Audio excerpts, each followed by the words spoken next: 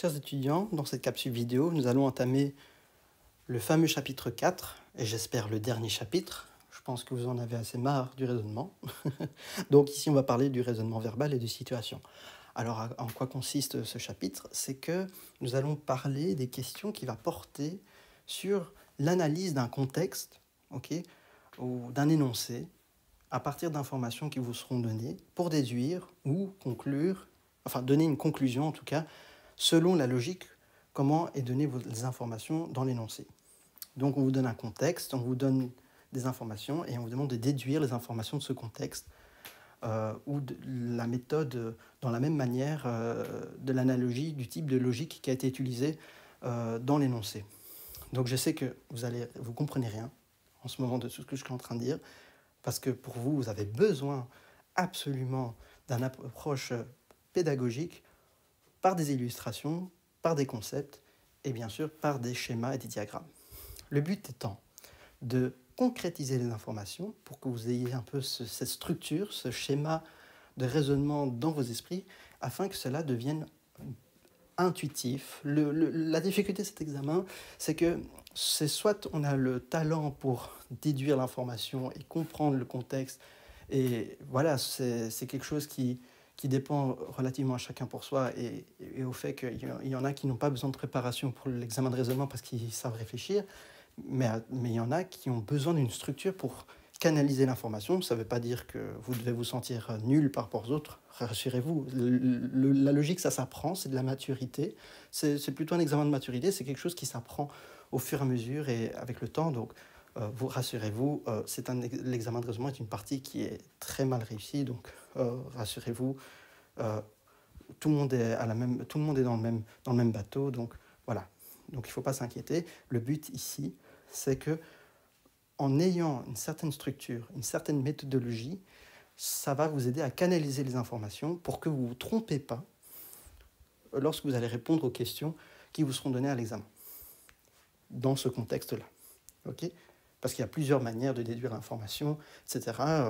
Voilà, c'est un peu du sport de la pensée, mais ici, mon but est de vous donner une méthode qui soit universelle, qui soit valable pour tout et n'importe qui, et que n'importe quel individu qui n'a pas une connaissance quelconque en raisonnement puisse tomber sur la bonne réponse à l'examen en utilisant correctement les outils que je vais vous fournir dans cette vidéo. Voilà. Donc, rassurez-vous, c'est pas nouveau. Je pense que les informations dont je vais vous céder dans cette capsule va être relativement simple, mais n'hésitez pas à faire des pauses, à bien comprendre ce que je dis, à remonter en arrière si l'information n'est pas claire, pour que ce que je vais expliquer doit être acquis dès à présent pour qu'on continue à développer la démarche scientifique et de raisonnement pour résoudre les exercices qui portent sur le thème donc, du raisonnement verbal et de situation. Pour illustrer un concept, ce qu'il faut retenir, c'est qu'il y a 3 définitions à comprendre. Mais attention, quand je vais dire à comprendre, ça va beaucoup plus loin que ça. C'est à appliquer également. Et c'est bien sûr le cas à l'examen, vous devez appliquer ces concepts-là. Donc il y a 3 définitions à retenir, l'induction, la déduction et l'abduction. Mais qu'est-ce que l'induction? Qu'est-ce que la déduction? Qu'est-ce que l'abduction? C'est ça que nous allons résoudre ici pour que vous compreniez la structure et le formalisme de la logique qui est enseignée ici. Donc l'induction, comment ça marche, la déduction, comment ça marche, l'abduction, comment ça marche, pour que vous reconnaissiez quel type de logique on a utilisé dans un contexte pour résoudre de la même manière l'exercice ou l'énoncé qui a un certain type ou une certaine structure logique. Donc ça veut dire quoi? Ça veut dire que si votre énoncé à l'examen vous parle d'induction, c'est à vous de le reconnaître, on ne va pas vous le dire, eh bien vous devez raisonner de la même manière, donc par induction l'information. Si à l'examen, on vous donne un énoncé qui part du principe d'un raisonnement de type de déduction, alors vous devez reconnaître qu'est-ce qu'une déduction. Donc je crois que c'est le plus dur, c'est reconnaître le type de logique qui est utilisé. Donc est-ce que c'est une induction, est-ce que c'est une déduction, est-ce que c'est une abduction? Mais si vous trouvez que par exemple c'est une déduction, vous savez désormais comment il faut résoudre l'exercice, donc il faut raisonner par déduction. de même pour l'induction, etc., etc. Donc c'est faire une analogie du type de raisonnement pour trouver la réponse dans la même analogie. C'est ça le but qui vous sera enseigné ici, et bien sûr c'est ce qui vous sera demandé à l'examen. Donc ça c'est tuyau. Quand je dis tuyau, c'est des questions qui reviennent assez souvent, mais c'est des questions qui demandent de la réflexion, mais une fois que vous avez le schéma en tête, ça va aller très rapidement dans votre raisonnement. Donc, l'induction, qu'est-ce que c'est? L'induction, c'est lorsque vous avez des informations observables qui se manifestent plusieurs fois par itération. Ok, mémotechnique, induction, le I qui commence par induction veut dire itérer. Voilà, si vous voulez retenir un mémotechnique. Itérer l'information, répéter l'information. Eh bien, l'induction, c'est quoi? C'est lorsque vous voyez plusieurs éléments qui corrèlent ensemble et qui se manifestent plusieurs fois simultanément, vous allez à la fin conclure une loi générale. Je m'explique. Ici, c'est dans ces notations qui vous semblent un peu être un hiéroglyphe. Alors, à chaque fois que vous voyez un lapin et qui est noir en même temps, donc chaque lapin que vous voyez, il est à chaque fois noir. Et chaque fois qu'il est noir, à chaque fois c'est un lapin. Donc à chaque fois que vous voyez un lapin noir, donc PI c'est lapin, QI c'est la couleur noire, à chaque fois que vous voyez par itération, c'est pour ça qu'on met les indices I pour dire, pour chaque itération, à chaque fois que vous observez un lapin noir, encore un lapin noir, que vous savez que vous allez dans n'importe quelle région du globe, à chaque fois que vous voyez un lapin noir, eh bien, vous ne voyez pas autre chose, vous ne voyez pas un lapin qui est blanc, supposons que les lapins blancs n'existent pas, que vous n'avez jamais vu, ni même un lapin jaune ou un lapin vert, mais à chaque fois que vous voyez un lapin, il était à chaque fois noir. Au fur et à mesure, vous voyez que ça a une itération, ça se répète à chaque fois dans l'expérience, donc à chaque lapin était à chaque fois noir. À un moment, vous généralisez en disant, en fait, tous les lapins sont noirs. Okay. À chaque fois que j'ai vu un lapin, il était à chaque fois noir, du coup, tous les lapins sont noirs. Et c'est ça une induction. Induction, c'est itération, okay, c'est induire une information par itération qui se répète pour généraliser l'information en donnant une règle générale. À chaque fois que j'ai vu un lapin qui était noir, ça veut dire que tous les lapins sont noirs. Un autre exemple, en fait, on a vu qu'à chaque fois qu'un patient venait en urgence à l'hôpital, une personne qui était âgée de 80 ans, qui avait fait son vaccin du Covid et qui avait une embolie pulmonaire, eh bien, on se disait, par itération, au fur et à mesure que le cas se répétait, le cas exposé, le fait qu'on voyait à chaque fois des personnes âgées de 80 ans qui avaient pris son vaccin, qui à chaque fois, il avait une embolie pulmonaire, on se disait, tiens, alors en fait, tous les gens qui avaient 80 ans, qui ont été vaccinés du Covid, ont développé une embolie pulmonaire. Donc ça, c'est une induction. Parce qu'à chaque fois qu'on voit un cas qui se répète plusieurs fois, à un moment, on va généraliser l'information en disant, statistiquement, en fait, tous les gens de 80 ans qui avaient fait le vaccin pour le Covid développaient une embolie pulmonaire. Ou peut-être qu'ils ne développaient pas à cause du vaccin, mais en tout cas, il y avait des risques de retrouver cette embolie pulmonaire au fait que ces patients de 80 ans avaient fait leur vaccin du Covid.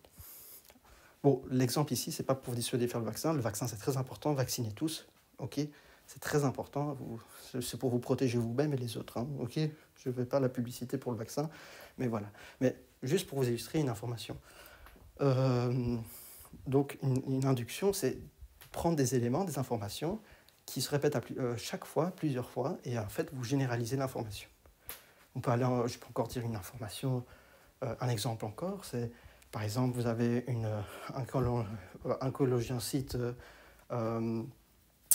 biliaire primitive, voilà, vous verrez ça quand vous serez en cycle de master, quand vous aurez vos cours des pathologies en gastro-entérologie, on a remarqué que souvent, les individus qui avaient une cholangite biliaire primitive, donc cholangite, ça veut dire quoi? C'est en fait dans la partie des canaux biliaires, voilà, on a les canaux biliaires qui vont s'obstruer. Eh bien, qu'est-ce qui se passe? On va avoir une augmentation des enzymes de cholestasique, donc une phosphatase alkyline qui monte, Et donc, c'est ça qu'on remarque, mais aussi le fait qu'on voit qu'il y a un contexte de maladie auto-immune au fait qu'on va retrouver donc euh, la présence d'anticorps anti-mitochondrial. Enfin voilà, c'est juste pour une information, c'est pas important, c'est pas ça que vous devez retenir. Mais donc, qu'est-ce que dans mon exemple je vais dire? Les individus qui développent deux critères pour diagnostiquer la maladie de la cholangite biliaire primitive, eh bien, il faut deux critères, c'est-à-dire le fait d'avoir un anticorps anti-mitochondrial et avoir dans les tests sanguins de la phosphatase alcaline, qui sont des enzymes cholestasiques.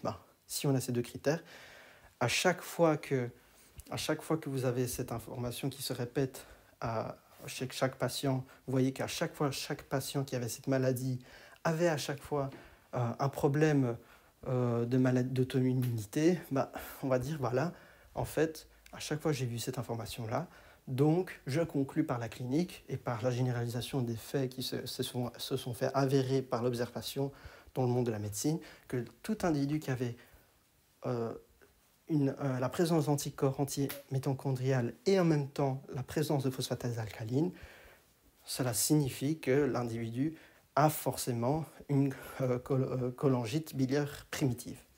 Donc en fait, avec chaque information qu'on tire dans la clinique par l'observation, eh bien, comme l'information se répète avec une corrélation avec une maladie, on va généraliser le fait que pour diagnostiquer, on va utiliser ces informations-là. Bien sûr, le problème, c'est que dans le domaine de la médecine, il y a toujours des faux positifs, il y a toujours des trucs qui ne sont pas diagnostiques à 100%, mais en tout cas, on essaie de se rapprocher statistiquement d'une corrélation qui se rapproche de la réalité. Mais en tout cas, pour diagnostiquer une cholangite biliaire primitive, on fait une biopsie, c'est-à-dire qu'on prend un morceau de tissu dans le foie. Bien sûr, c'est quelque chose qui est assez douloureux, mais c'est un peu le gold standard pour être sûr par l'anatomopathologie de regarder la coupe qui a été prise en carotte. Donc, c'est-à-dire qu'on a pris un extrait de tissu dans le foie. Et alors, en fait, vous passez ça au microscope. Et alors, il y a un anapathe. C'est ça le but des médecins anapathes. Il regarde ça et il peut déclarer avec certitude, parce que simplement en regardant le tissu, oui, effectivement, il y a une cholangite biliaire primitive.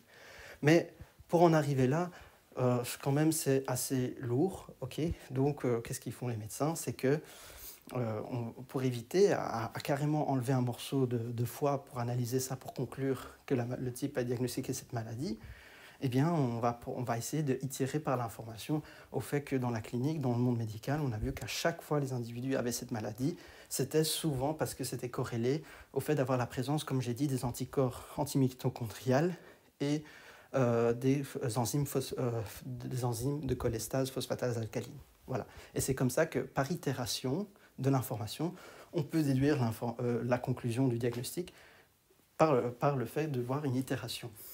Donc c'est ça l'induction, c'est ça en fait. Répéter l'information au point de déduire une loi générale. Tous les gens qui ont ces deux paramètres vont développer une cholangite biliaire primitive. Donc voilà, sinon encore par exemple, j'ai un autre exemple, je ne vais pas vous embêter avec ça, mais comme ça rend l'information. À chaque fois que vous avez vu une poule, cette poule avait des dents. Vous avez vu une fois, 2 fois, 3 fois, 4 fois, 6 fois, vous voyez 10 fois, 1000 fois. Vous voyez à chaque fois une poule avec des dents. Donc vous allez conclure comme information, tous les poules ont des dents. Voilà. Tout ce qui est poule est égal implique que la poule a des dents. Voilà. Par itération, on trouve une loi générale. Donc c'est ça l'induction. Maintenant, si on va parler de la déduction, ça c'est autre chose. Et je pense que c'est la forme de logique la plus simple, la plus intuitive. Je pense que là, vous allez tous comprendre ce concept-là, parce que c'est la logique qu'on utilise dans la vie de tous les jours. C'est qu'en fait, quand vous allez généraliser un concept, vous allez conclure une information qui découle de ce concept, de cette règle générale. Donc, c'est comme ça qu'on fait aussi les préjugés. Le problème dans la déduction, on généralise, on met tout le monde dans le même sac, c'est que voilà, on va mettre tout le monde dans le même sac, on va déduire des informations, bien que peut-être que la règle générale peut être fausse, et donc on peut faire des préjugés sur les personnes à partir de la déduction. Aussi, c'est une question éthique qui est derrière là-dedans. Mais bon, la déduction, c'est c'est aussi une forme de logique qui est le plus utilisée dans la vie courante. Donc, si je reprends ce que j'ai dit tantôt, bon, comme j'avais dit qu'il fallait avoir à chaque fois une enzyme antimitochondriale. Allez, je vais prendre un exemple un peu plus simple parce que sinon ça va vous embêter. Par exemple, si tous les lapins sont noirs et que vous trouvez un lapin, forcément c'est que ce lapin est noir. C'est ça la déduction, c'est dans ce sens-là. Donc vous avez une règle générale, tous les lapins sont noirs. Dès que vous avez un lapin, c'est sûr qu'il est noir. C'est ça la déduction, ça va dans ce sens-là. Autre exemple, vous avez vu, on a dit que tous les poules avaient des dents. Bah, à chaque fois que vous voyez, enfin, vous savez qu'il suffit qu'on prend une poule au hasard, vous êtes certain que cette poule a des dents. Ça conclut l'information par la déduction. Maintenant, si dans un test sanguin, un patient vient chez vous, vous êtes pathologue en médecine interne, et du coup, dans sa prise de sang, on voit qu'il a des phosphatases alcalines et qu'il a un contexte de maladie auto-immune. Donc, qui est fort probable qu'on va retrouver donc, des anticorps antimitochondriales. Bah, vous savez que si ces deux tests sont positifs, bah, forcément, vu que c'est une règle générale de dire qu'il faut ces deux paramètres pour impliquer le diagnostic de la cholangite biliaire primitive, bah, forcément, si cet individu a les deux tests positifs, bah, vous diagnostiquez qu'il y a une cholangite biliaire primitive. Donc voilà, c'est ce genre de raisonnement à faire. Et alors, encore un dernier, toutes les personnes de 80 ans qui ont fait leur vaccin du Covid développent une embolie pulmonaire. Un patient de 80 ans vient en consultation, enfin vient en service d'urgence et a fait son vaccin du Covid. Qu'est-ce que vous devez suspecter en premier, sachant que vous avez une règle générale que tous les patients de 80 ans qui ont fait leur vaccin ont développé une embolie pulmonaire. Bah, vous avez ce cas clinique qui se présente devant vous en service d'urgence, bah, patient de 80 ans et qui a fait le vaccin Covid, donc vous devez conclure les risques, en tout cas, que peut-être forcément il a développé une embolie pulmonaire, donc c'est ce premier examen que vous allez faire dans la clinique pour diagnostiquer l'embolie pulmonaire. Voilà, c'est comme ça que les médecins raisonnent. Okay, que vous allez apprendre durant votre carrière. L'abduction, ça c'est encore autre chose. L'abduction, c'est peut-être pas la meilleure des logiques, mais c'est une logique qui existe. Et c'est à vous de diagnostiquer quand un confrère médecin vous explique une information et vous allez dire « Ah, mais toi, tu ne raisonnes pas par déduction, toi, tu raisonnes par induction. » Parce que tu raisonnes d'une autre manière. Et c'est pour ça qu'on peut diagnostiquer ce qu'un médecin vous raconte comme information ou comment un médecin raisonne au fait qu'il raisonne comment. Est-ce que c'est par induction, par déduction, par adduction? L'induction est plutôt ce qui est utilisé dans le domaine de la recherche médicale. La déduction est la forme logique qui est utilisée dans le diagnostic. On vous donne des informations, vous pouvez déduire le diagnostic. Et l'abduction, c'est quelque chose qui est un peu un mélange... Enfin, c'est la déduction, mais à l'envers, si on peut dire ça. La déduction à l'envers. Et parfois, ce n'est pas toujours vrai, parce qu'on peut zapper des informations, mais cette logique existe, et il faut savoir le reconnaître. Et si à l'examen, on vous demande de raisonner par adduction, bah, vous savez comment il faut, avec les informations données par l'énoncé, résoudre par abduction pour trouver la réponse qui vous sera demandée. Donc, je donne un exemple. Donc, tous les lapins sont noirs. Vous voyez quelque chose qui est noir. C'est que forcément, ce qui est noir est un lapin. C'est comme ça l'induction. Vous raisonnez à l'envers de la loi générale. Donc, tout lapin implique noir, mais vous voyez quelque chose de noir, donc il faut remonter en arrière, c'est forcément un lapin. Mais il y a un problème dans l'induction. Si on peut faire une critique là-dessus, bah, est-ce que tout ce qui est noir est forcément un lapin? Bah non, on pourrait très bien avoir un chat noir, on peut avoir un hérisson noir, on peut avoir un papillon noir, etc., etc., etc. Donc il peut y avoir une contradiction, okay, qui falsifie la règle générale. Mais malheureusement, si on veut raisonner par abduction, à partir de la loi générale, vous pouvez trouver à partir de ce que vous observez, donc d'une conclusion, enfin de quelque chose que vous observez, vous pouvez retrouver son antécédent, l'origine à la source, c'est-à-dire que vous voyez quelque chose qui est noir, c'est que c'est forcément un lapin. Encore autre chose, un autre exemple. Reprenons tous les patients de 80 ans qui ont fait leur vaccin du Covid, développent une embolie pulmonaire. Vous êtes en soins intensifs, etc. Un de vos collègues raisonne par adduction, il dit « Ah, celui-là, il a une embolie pulmonaire, on est sûr du diagnostic, mais quelle est la cause de ça? Qu'est-ce que le facteur étiologique qui cause ça ?» Eh bien, si on connaît la règle, tous les patients de 80 ans qui ont fait leur vaccin développent une embolie pulmonaire. Si le patient développe une embolie pulmonaire, c'est que forcément ce patient avait fait son vaccin du Covid et peut-être qu'il avait 80 ans aussi. Donc c'est ça l'adduction. Mais le problème, c'est que dans l'adduction, ça diverge. Ça veut dire que, d'accord, vous avez forcément une embolie pulmonaire, mais si vous remontez en arrière de l'information par la règle générale, peut-être que bien le patient à 80 ans et il a le Covid, il a fait le vaccin de Covid, mais en fait, peut-être qu'il y a autre chose. Peut-être que le patient est obèse, peut-être que le patient est tabagique. C'est ça qui est aussi des facteurs de cause de l'embolie pulmonaire. Donc il y a d'autres raisons, donc c'est pas forcément à cause du vaccin du Covid.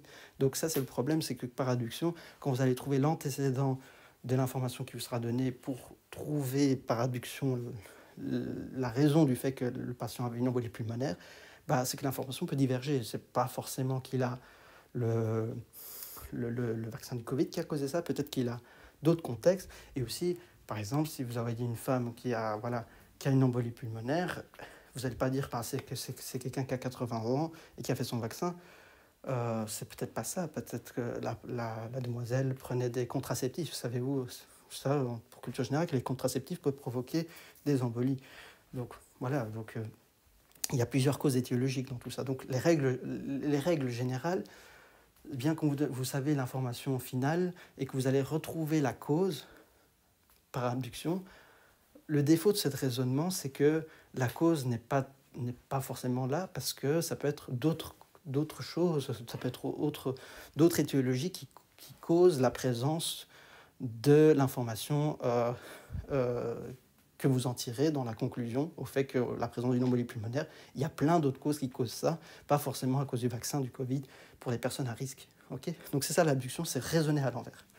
Donc voilà, encore un autre exemple. Vous voyez un animal avec des dents. Donc reprenons la loi générale, tous les poules ont des dents. Mais vous voyez un animal qui a des dents, donc c'est forcément une poule. Okay, par exemple, tous les animaux à quatre pattes sont des chiens. Vous voyez un chien, c'est forcément un animal à quatre pattes. Okay, donc c'est comme ça qu'on raisonne. Par adduction, c'est à partir d'une loi générale. Vous savez l'information d'après, on va dire la conclusion. Donc par exemple, tout P implique Q, donc vous savez Q est vérifié, Q est observable, donc vous pouvez déduire P par adduction.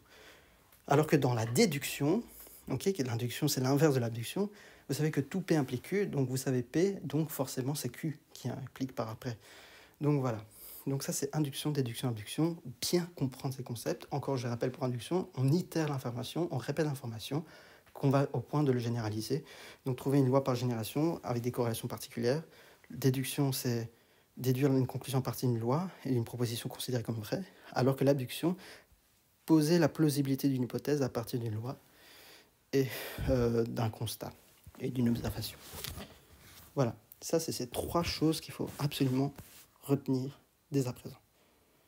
Donc la déduction, comment ça marche? La règle, on trouve un cas observable, donc on peut trouver le résultat. Okay, donc tout P implique Q, P est observable, il est vérifié, donc le résultat sera d'office Q. L'induction, c'est à l'envers, donc vous savez qu'il y a quelque chose qui est noir, vous savez que ce qui est noir va être un lapin, donc tous les lapins sont noirs.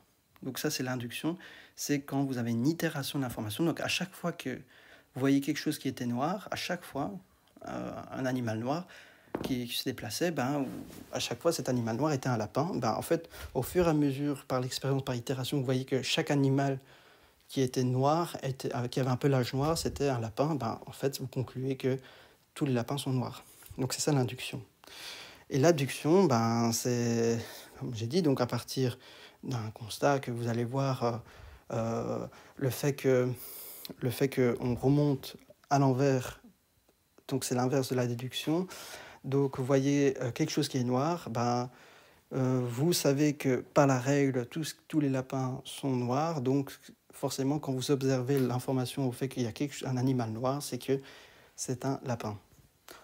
Encore un autre, tous les patients de 80 ans qui ont fait le vaccin développent une embolie pulmonaire, bah, vous voyez, vous savez que cette règle est vraie et qu'en plus vous voyez un patient qui a une embolie pulmonaire, donc vous devez vous dire, par ce patient, il avait fait son vaccin du Covid.